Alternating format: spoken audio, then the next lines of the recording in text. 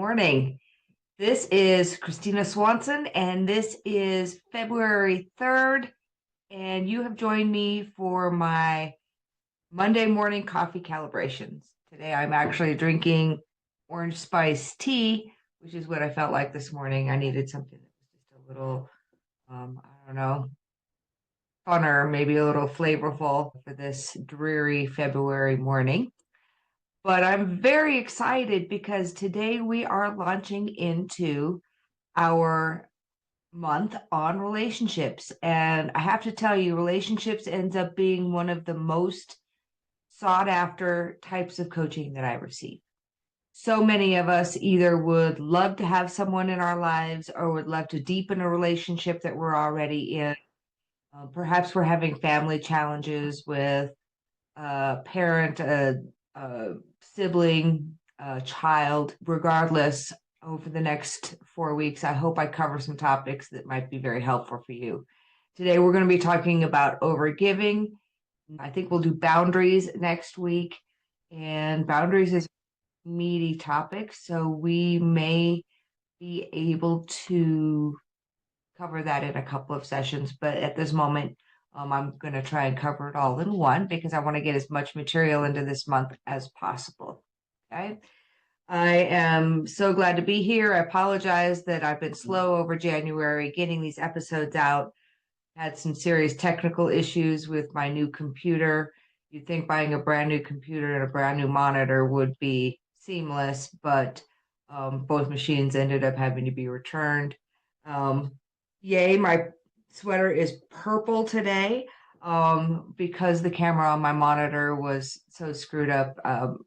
When I was wearing purple in the past, it looked green. Everything looked green. So the color seems to be much better now. And I'm pleased to be here in appropriate color.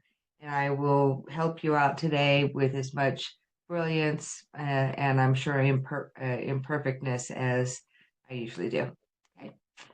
We do this every Monday morning. I hold these sessions for my clients, my partners in believing, my friends and family, or anyone who simply needs to find a way of clicking that switch and making sure that you start your week off right in a high vibration and hopefully doing some things that will be highly impactful towards your dreams moving through the week. Okay. So in order to do this, we usually do a few things. The first thing I'm going to have you do is, if you are here with me, I would love to have you type into the chat where you're coming in from and what you've been working on. You know, what is your dream, and I want you to start getting in the mode of being in the present. In a moment, we will set state, but I think it's super important for us to simply just acknowledge that people are here. I do these sessions live every Monday morning at 9 a.m. Mountain Time, and then I put them on my YouTube channel. And so if you appreciate these, I suggest that you like my YouTube channel, follow me, and then you'll have access every week. I'm sure that now that I have my computer issues fixed, that we will be doing these live every Monday. Okay, so you can count on that. My goal is to be here regularly to support you in whatever it is that you have challenged. Awesome. So let's go ahead and generate some state. We do this every week, and you should do this every day because this is a way of bringing you into vibration with your dream. Okay. So we're going to start this by closing our eyes. And then I'm going to ask you to breathe in through your nose and out through your mouth as if you're blowing through a straw. In through your nose and out through your mouth as you're breathing through a straw. Now keep your eyes closed and continue to breathe this way for a few more moments. We do this because it helps us to bring our nervous system into rest, digest, and create rather than fight, flight, or freeze. On Monday mornings, we can be pretty harried about whatever it is that we have waiting for us in our week. And it's super important as you're doing this breathing to also put it in a template of gratitude. And we calibrate our energy to a vibration of gratitude by thinking thoughts of gratitude. So I want you to start thinking about all the many things that you are grateful for. And then I want you to hone in on one. And what's one real thing that you're grateful for? Then it's important for us to acknowledge the part of us that takes action and name something that we're proud of. Of the many things you could be proud of, let one land for you.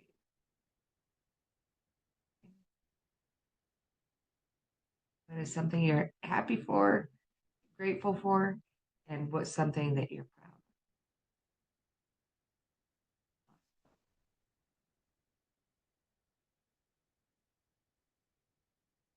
of? Let's see, what is something that I am grateful for? Well, I am grateful actually to be a Rotarian. I'm grateful that the woman I bought a business from 30 years ago invited me to be a Rotarian. She told me if I wanted to be successful in that business, I needed to be in Rotary. And so I joined. And February 1st was my 30-year anniversary in Rotary. And that means that I have actually been a Rotarian for more than half of my life because I'm not 60 yet. So I'm really just amazed that this wonderful journey of volunteering and giving and philanthropy that I've been on with Rotary has lasted for 30 years. And it's something I've been doing for more than half of my life. Other than like walking, eating, breathing, a few other things, there's probably nothing else that I have been doing for 30 years in my life. Okay. I haven't been married that long. I haven't been exercising that long. So, for me, that's a pretty significant milestone. And I'm proud of the fact that I hold some pretty significant positions in Rotary. I've been the Youth Side Grants Chair for several years. Prior to that, I was the District Grants Chair. I am the District Peace Chair, and that's the thing I have the most excitement and juice around. I know I've mentioned it before, but I do have a great Your Piece of Peace talk that I will introduce to you guys here at some point.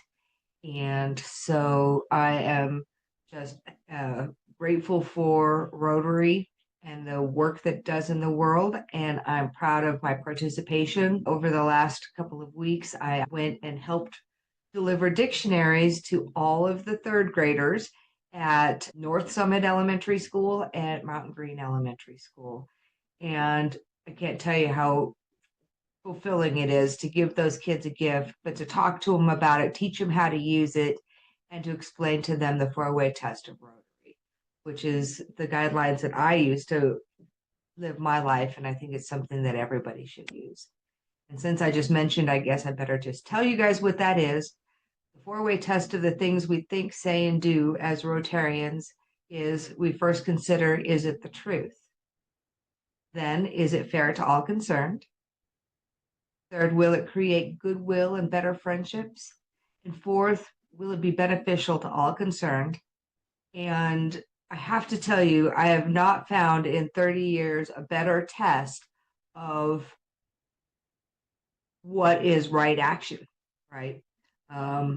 Buddhism teaches us the eight-way path to enlightenment. And one of the things is right action, right understanding, okay, right speech. There's a lot of them, but I just feel like making sure that you're taking action every day and making it the best you can for the benefit of everyone is critical. And that's part of the dream building process, right? Any dream we build has to have good in it for others. Awesome. So if you have thought of something you're proud of and something that you're grateful for, I would love to have you type it into the chat. I would love to celebrate that with you. Okay. And in the meantime, I am going to be prepared to talk about forgiving. Okay. Now, the first thing I want to do in this presentation is I want to acknowledge my master mentor and the person from whom I'm drawing some of this material today. You may remember that last fall I received a certification from the Women's Centered Coaching System. And Dr. Claire Zammit is a leading authority on coaching women, and she's the founder of the women-centeredcoaching.com and evolvingwisdom.com. She's the one that taught the program that I was certified in, and I'll be getting more certifications through them. But I just always want to make sure that when material comes from someone else that I am acknowledging that, right? So much of the material I present to you comes from my experience as a dream builder coach, a life mastery consultant with the Brave Thinking Institute. But when I do draw on somebody outside of the Institute, I want to make sure that that's been acknowledged. Okay. So this comes from Dr. Claire Zammit. And what we're going to talk about today is why overgiving hurts relationships and what to do about it instead. How does that sound? Sound good? Well, the truth is overgiving is often mistaken for love. For many people, especially women, it seems like a second nature to pour ourselves out for others, right? Prioritizing their needs, their desires, their well-being above everything else. This pattern is so deeply ingrained that it's celebrated as selflessness, devotion, or even strength. But there's the hard truth. Overgiving isn't love. True love is reciprocal, respectful, and rooted in mutual care. Overgiving, on the other hand, creates imbalance. It depletes your energy, it fosters resentment, and it leaves little room for genuine connection. Okay? Relationships thrive not when one person gives endlessly, but when both parties contribute from a place of abundance and alignment. So why do so many people fall into this trap? And how can we break free without damaging the relationship that we hold so dear? To answer these questions, we need to look beyond the surface of the underlying beliefs and societal conditioning that keeps women stuck in cycles of overgiving. Now, here's why overgiving isn't love. At its core, overgiving often stems from fear rather than love. It's driven by beliefs like, if I don't do this, they think I don't care. Or if I don't handle everything, I'll be seen as being selfish. These fears are deeply rooted in cultural narratives that equate a woman's worth with her ability to give. But love isn't about erasing yourself to meet others' needs. Love is about showing up fully, honoring your needs, and inviting others to do the same.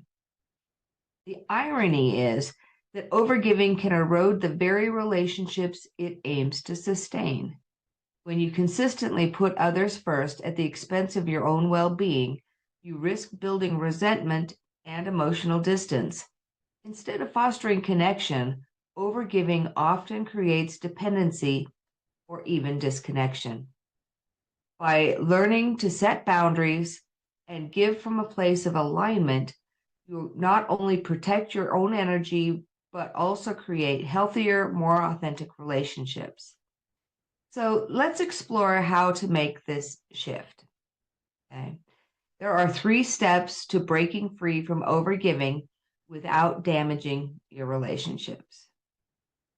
The first step is to redefine what it means to give. Now here's the shift from quantity to quality. Giving doesn't have to mean saying yes to everything. It's about offering your time, energy, and resources in ways that feel aligned with your values and your capacity. Here's the old belief. The more I give, the more I prove my love. You need to replace that with the new belief of true giving uplifts both me and the person I'm supporting. Studies show that when women give from a place of alignment and joy rather than obligation, their relationships flourish. This is because authentic giving fosters connection, while resentful giving creates distance. Ask yourself, Is this act of giving aligned with my values and my capacity? And then I want you to communicate this shift with your loved ones. I'm learning to give in a way that feels meaningful and sustainable. Step 2 is to set boundaries that honor both you and them. You need to shift from saying yes to everything to saying yes to what matters. Boundaries aren't walls, they're bridges. They create clarity and ensure that your giving is sustainable, not depleting. Here's your old belief, right? If I set boundaries, people will think I don't care. The new belief needs to be boundaries are an act of love that protects both my energy and my connection with that other person. Okay. There was a landmark study on emotional labor that found that women who set and maintain clear boundaries experience greater life satisfaction and healthier relationships. Boundaries signal self-respect and invite others to engage with you more authentically.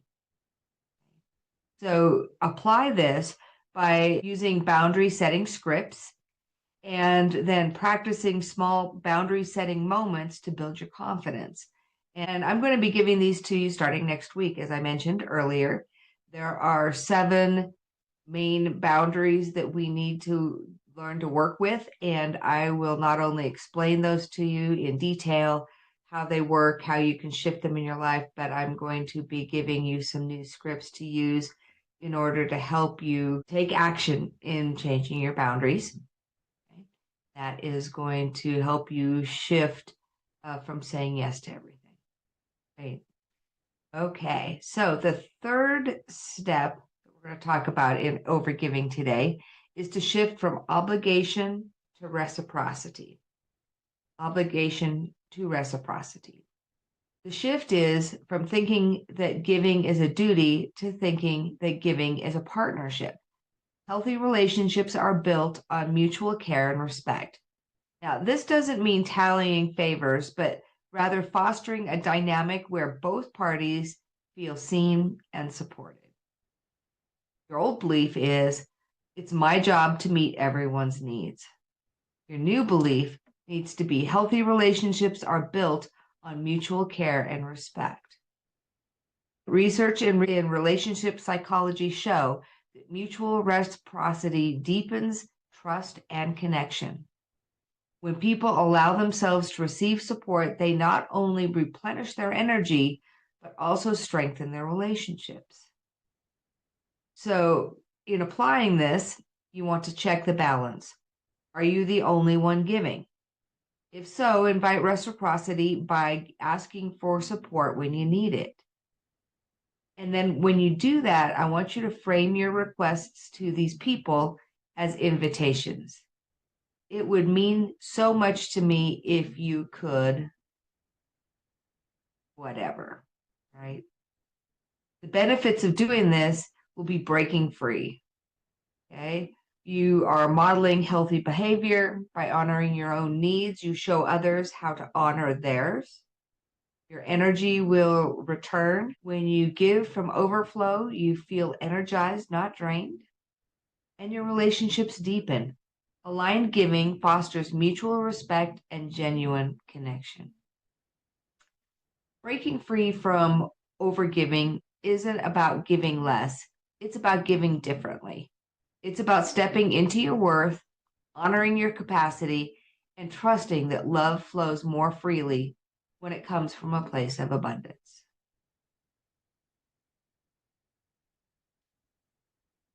I would love to hear questions, thoughts, comments about the topic we've been talking about today, overgiving. Is this something that you do? Is this something you need to work on? Okay.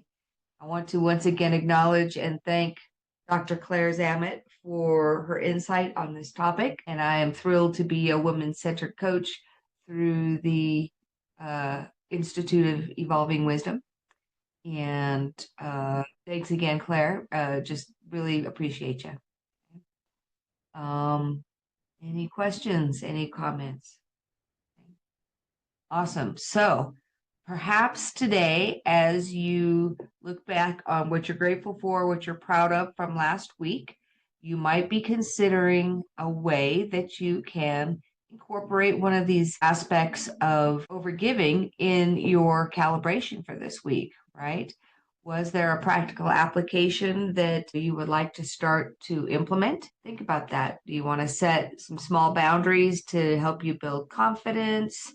Do you want to practice framing your requests to people to help them start to be more reciprocal? Remember asking them as it's an invitation. It would mean so much to me if you could. I would invite you to help with those kinds of things, right? What is it that you would love to do, right? Okay. Um, just continue to judge when you give. Are you overgiving, or is this act of giving aligned with my values and my capacity to give? Awesome. So, what are you calibrating today? Okay. Are you going to be able to do it as soon as you get off this call, or is it something you need to write in your calendar? I invite you to always make sure you write something in your calendar because it's important to be able to commit to doing it and making sure that you have the time to do it by putting it there, right? Then you need to honor your calendar, of course. Don't skip it once it comes to you. Hopefully, you're using the calendar as one of the main ways of controlling your life. Being on time and being present when you're supposed to be present is critical, right? Okay. So use your calendar as your tool. The calendar is your tool. You are not the calendar's tool, right? Don't let the calendar control you. You control your calendar. And if you find yourself moving things, you can move an item to another time if something comes up. But if you find yourself moving it a third time, you have to commit after that third time, you're going to do one of two things. Okay? If you've moved it three times, you're going to actually reevaluate it and say, is this something that's really even important enough for me to do? Is it something I can delegate to someone else? Or you're absolutely going to do it, right? If it's something that is really important and needs to be done, don't postpone it more than three times. Get it done. Awesome. Okay, so what power move are you making? It could be a simple 5-minute power move. Are there some things you could do perhaps to start to remind yourself about monitoring your overgiving?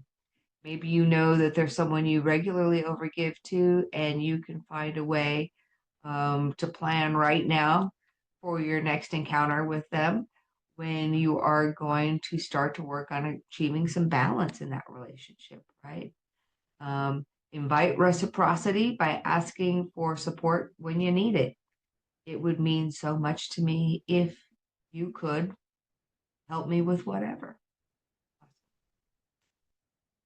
Well, I hope in these brief minutes that we've been together that I have provided something meaningful. I do these talks every Monday morning. If you have subjects that you would love to hear about, I am happy to do that. Simply drop a note in the chat again and let me know what's important to you, what topics might be the most helpful, and let me know how I can further assist you. I so appreciate you coming. If you enjoy this presentation, please come back, participate live, and like my channel here on YouTube, and spread the news. Let other people know that this is available. I'm here for anyone who would love the support. Okay. Thank you for joining me. Have a great Monday.